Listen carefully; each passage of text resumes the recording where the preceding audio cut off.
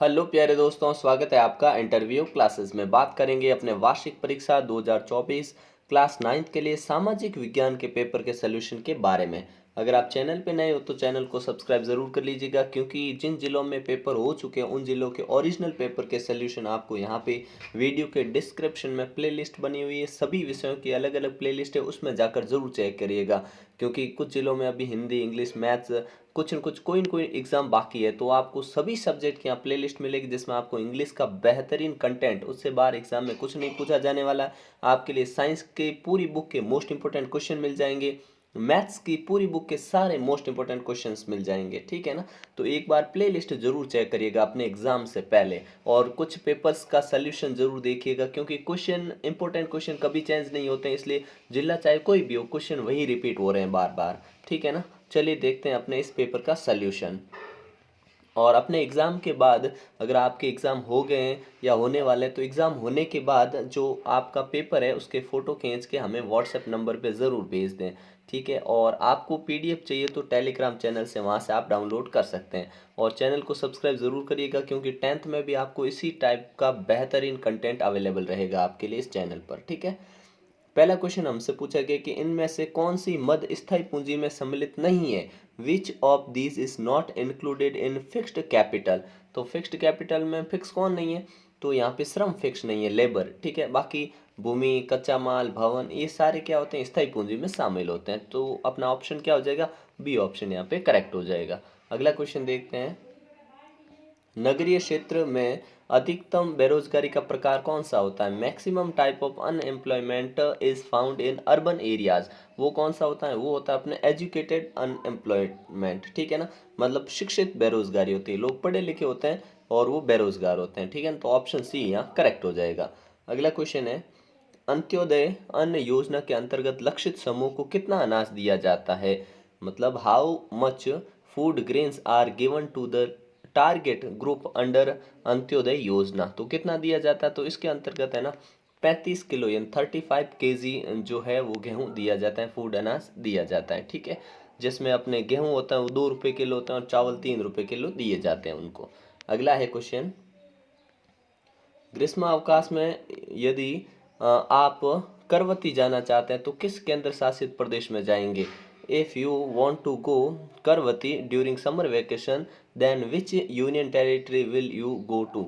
आपको कहाँ जाना पड़ेगा, तो आपको जाना पड़ेगा लक्षद्वीप। कहाँ जाना पड़ेगा, आपको लक्षद्वीप जाना पड़ेगा, क्योंकि ये जो करवती है ये क्या है, ये लक्षद्वीप जो केंद्र शासित प्रदेश है उसकी राजधानी है, ठीक है, जो कि अरब सागर में स्थित है, ठीक है ना, ये ध्यान रखना। तो ये इंपॉर्टेंट क्वेश्चन है। अगला क्वेश्चन देखते हैं अपना, निम्न में से कौन सी भारत की शीत ऋतु की विशेषता है। तो शीत ऋतु की विशेषता क्या होती है अपने यहाँ, यहाँ पे दिन होते हैं वो गर्म होते हैं, रातें होती हैं ठंडी होती हैं। तो सीजन, विंटर सीजन की खासियत क्या है, hot days and cold nights, ठीक है ना। बी ऑप्शन यहाँ पे करेक्ट हो जाएगा। अगला क्वेश्चन देखते हैं, निम्न में से कौन सी नदी प्रायद्वीपीय भारत की सबसे बड़ी नदी है। Which of the following river is the largest river of peninsular India. तो कौन सी है वो, तो ये नदी है अपनी गोदावरी नदी। कौन सी नदी, गोदावरी नदी। बी ऑप्शन इसमें करेक्ट हो जाएगा, ठीक है। नेक्स्ट क्वेश्चन देखते हैं, लोगों का, लोगों के लिए, लोगों द्वारा, ये कथन किसका है। मतलब फॉर द पीपल, स्टेटमेंट जो दिया गया by the people, for the people end of the people, ये किसने दिया था, तो ये दिया था अपने Abraham Lincoln. Option D correct हो जाएगा यहाँ पे, ठीक है ना, क्या, Abraham Lincoln. Option the correct कर देंगे। अगला क्वेश्चन देखते हैं, निम्न में से मीठे पानी की झील नहीं है। Which of the following is not a fresh water lake. तो कौन सी है जो मीठे पानी की झील नहीं है, तो ये सांबर झील नहीं है। कौन सी, सांबर, ठीक है ना, सांबर। ये खारे पानी की झील है, ठीक है। बाकी ये सारी मीठे पानी की झीलें हैं। और खारे पानी की सबसे बड़ी झील पूछे तो चिल्का झील, आप जानते हैं चिल्का। और चिल्का झील है कहाँ पे, ये पूछ ले तो भी याद रखना, उड़ीसा में। कहाँ है, उड़ीसा में, ठीक है। और आपके एसएसटी में मैप में जो मोस्ट इंपॉर्टेंट लोकेशन है वो भी मैप अपलोड किया हुआ है, उसको भी ज़रूर देखिएगा, ठीक है। अगला क्वेश्चन है, इनमें से संसद का अंग नहीं है। Which of these, which of these is not an organ of the parliament. तो पार्लियामेंट का देखो, लोकसभा, राज्यसभा और राष्ट्रपति ये तो होता है, लेकिन विधानसभा इसका हिस्सा नहीं होती है, ठीक है ना। क्या बोलेंगे, विधानसभा, ठीक है। तो करेक्ट ऑप्शन हो जाएगा विधानसभा, ठीक है, ऑप्शन बी करेक्ट कर देंगे। अगला क्वेश्चन है अपने नेक्स्ट है भारतीय संविधान की मूल प्रस्तावना में निम्नलिखित में से कौन सा शब्द वो शामिल नहीं था, मतलब which of the following words was not included in the original preamble of Indian constitution, कौन सा नहीं था। तो देखिए ये संपूर्ण संप्रभुत्व संप्रभुत्व संपन्न ये था, ठीक है, डेमोक्रेसी लोकतंत्रात्मक ये भी था, गणराज्य ये भी था, लेकिन अपने समाजवाद समाजवाद भी था, लेकिन गणराज्य ये रिपब्लिक नहीं था इसमें शामिल, ठीक है ना। ऑप्शन द करेक्ट कर देंगे यहाँ पे, ठीक है, ऑप्शन डी करेक्ट हो जाएगा। अगला क्वेश्चन है 1917 में रूसी क्रांति के दौरान रूस का राजा कौन था।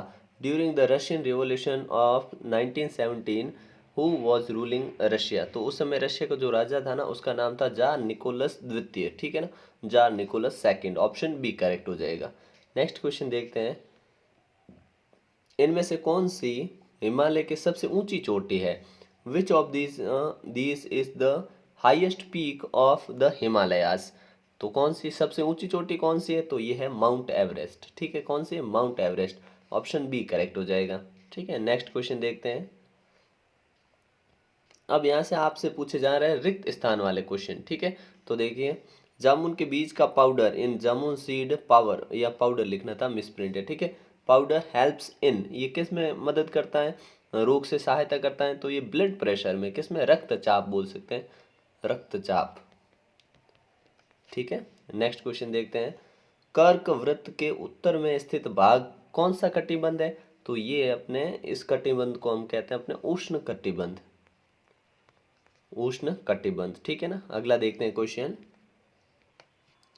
कर्क वृत्त के उत्तर में स्थित भाग को उष्ण कटिबंधीय बोलते हैं, और धुआंधार प्रपात नदी पर है, ये कौन सी नदी पर है, तो ये अपने सोन नदी पर, कौन सी, सोन नदी, सोन नदी।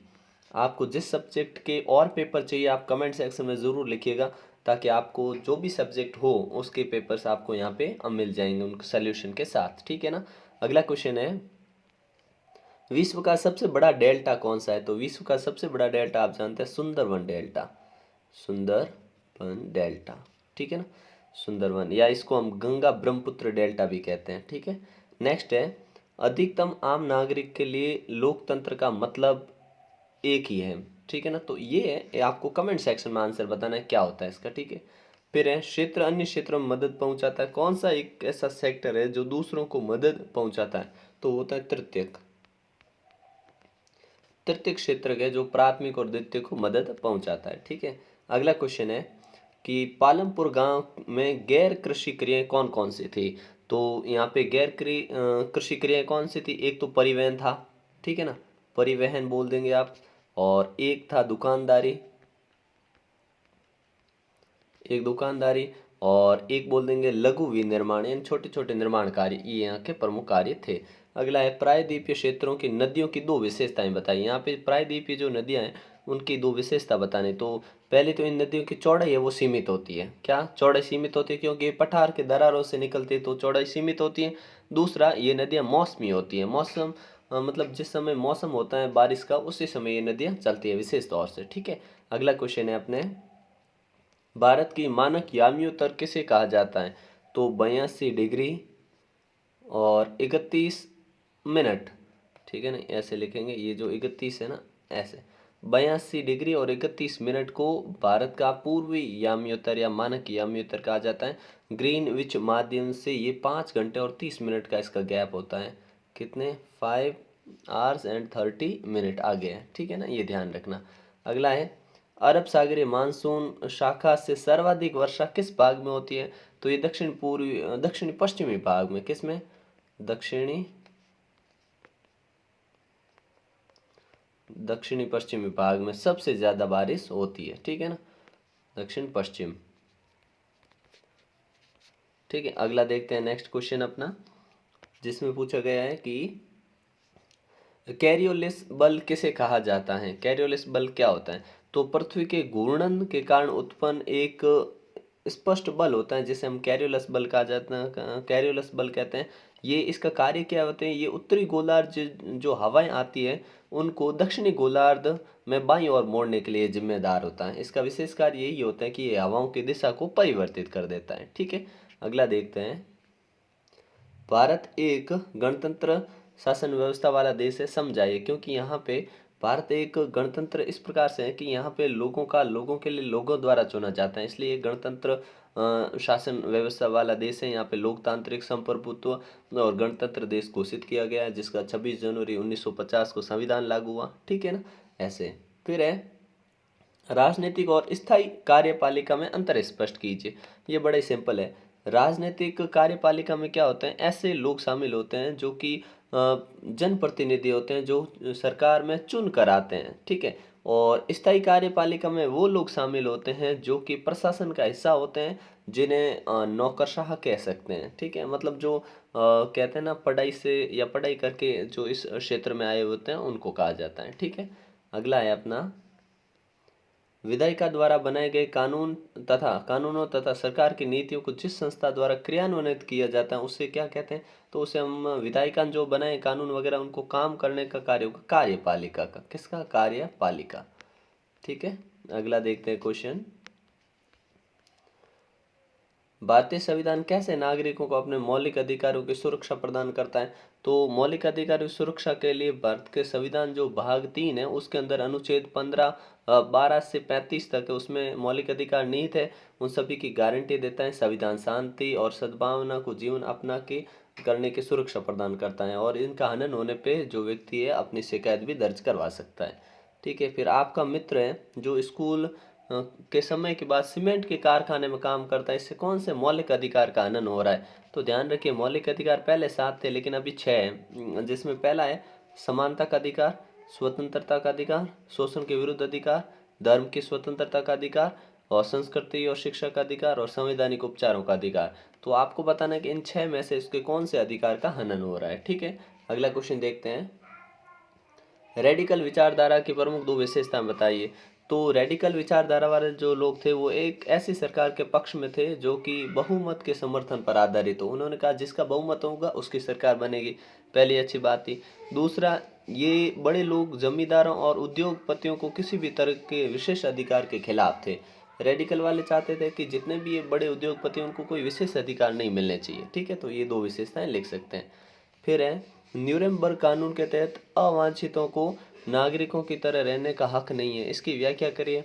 तो इसकी व्याख्या आपको कर देनी है, ठीक है ना। फिर राइका रेबारी समुदाय के बारे में आप क्या जानते हैं, तो राइका और रेबारी ये जो होती है ये एक स्वाभिमानी जाति होती है, और ये जानवरों को चराने का काम करते हैं। इनका कई नाम है, राइका, देवासी, रेबारी, ठीक है ना। और रबारी भी कहा जाता है, देसाई भी इनको कहा जाता है। पशुपालन और खेती इनका प्रमुख कार्य होते हैं, इस प्रकार से आप लिख सकते हैं। फिर यहाँ से आपसे पूछे जाएंगे 4 नंबर के क्वेश्चन, ठीक है। इनको अच्छे से तैयार कर लीजिएगा, ऐसे ही क्वेश्चन आपको बार बार यही एग्जाम में देखने को मिल रहे हैं, ठीक है। और जो मैप में जो आपके आया, ये मैप में सारी लोकेशन आपको, जो मैप का वीडियो अपलोड किया हुआ उसमें लक्षद्वीप, जयपुर, ये सारी चीज़ें आपको वहाँ पे मिल जाएगी, ठीक है ना। तो चैनल पे नए हो तो सब्सक्राइब जरूर करिएगा, दोस्तों के साथ वीडियो को शेयर करना बिल्कुल नहीं भूलें, और आपको अगला कौन सा पेपर चाहिए कमेंट सेक्शन में लिख दीजिएगा, आपको वो पेपर मिल जाएगा, ठीक है। मिलते हैं नेक्स्ट पार्ट में, तब तक के लिए जय हिंद, जय भारत।